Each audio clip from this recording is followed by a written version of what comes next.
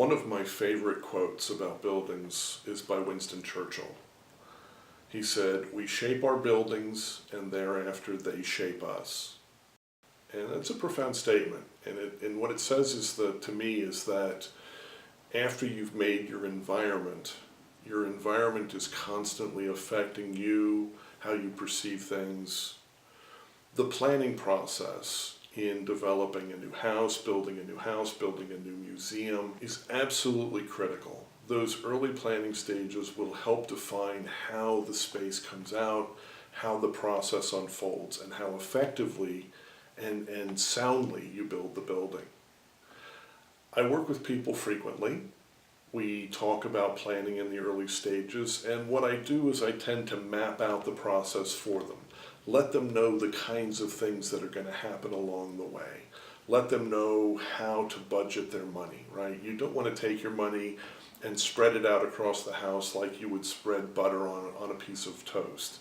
You want to make sure that you focus the most money on the really important areas and then pull back on the less important areas. The importance of the different areas is individual for each person to decide.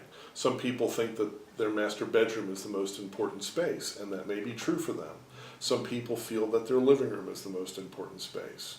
The key in the early stages, before starting design, before getting into construction, is to understand and to be very clear what you're defining as important and what you're defining as less important.